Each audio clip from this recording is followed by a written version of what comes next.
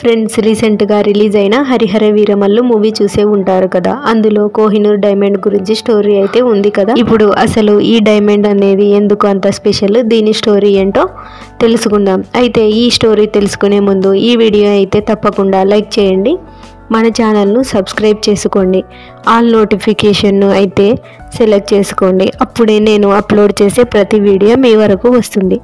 ఇక ఈ కోహినూర్ డైమండ్ వచ్చేసి భారతదేశంలోని ప్రస్తుతం ఆంధ్రప్రదేశ్లోని కొల్లూరు గనులలో లభించింది. పర్షియన్ భాషలో కోహినూర్ అంటే వెలుగు పర్వతం అని అర్థం. దీని యాక్చువల్ వెయిట్ వచ్చేసి 186 క్యారెట్స్ ఉండేది.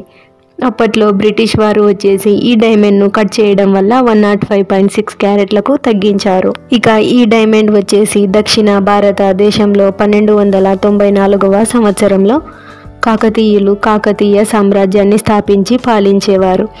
ఆ సమయంలో అప్పటి రాజు వచ్చేసి 2వ ప్రతాపరుద్రుడు.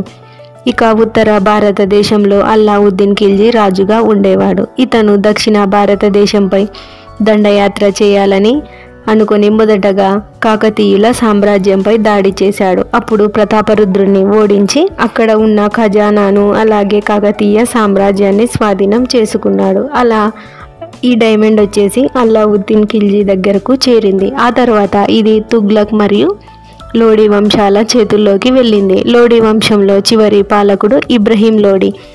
ఇతనికి మొఘల్ సామ్రాజ్య స్థాపకుడు బాబర్కు మధ్య 1526 ఏప్రిల్ 21వ తేదీన మొదటి పానీపట్ యుద్ధం జరిగింది. ఈ యుద్ధంలో బాబర్ గెలవడంతో మొఘల్ సామ్రాజ్యం స్థాపించబడింది.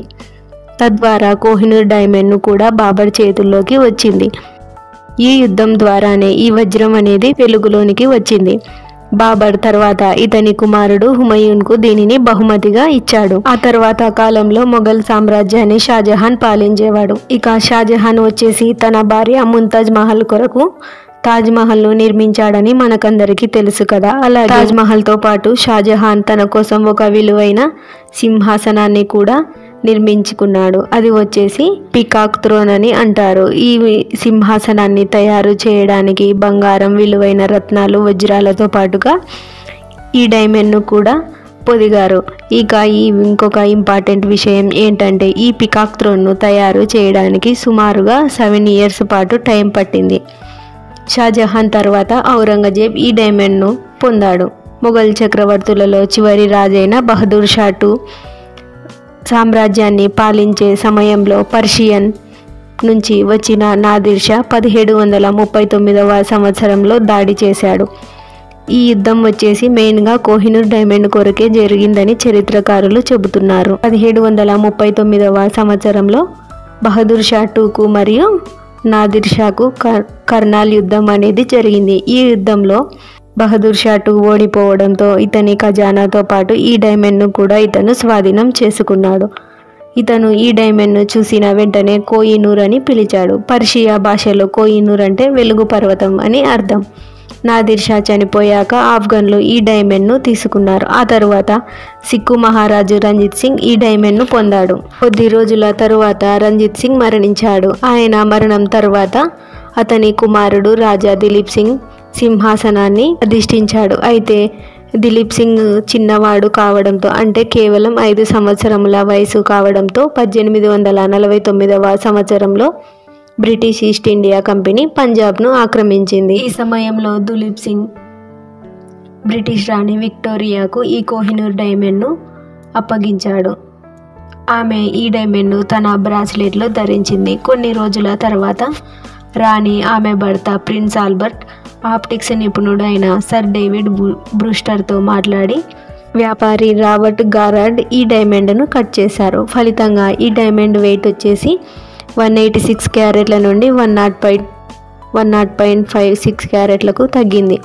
ప్రస్తుతం ఈ డైమండ్ వచ్చేసి లండన్లోని టవర్ ఆఫ్ లండన్ మ్యూజియంలో ఉంటుంది. ఇక కోహినూర్ డైమండ్ను కేవలం రాజులు, రాణులు మాత్రమే ధరించేవారు, లేదంటే సింహాసనం పైన మాత్రమే ధరించేవారు. ఎందుకు అంటే రాజులు ఈ డైమండ్ను ధరించలేదు, శాపంగా భావించేవారు.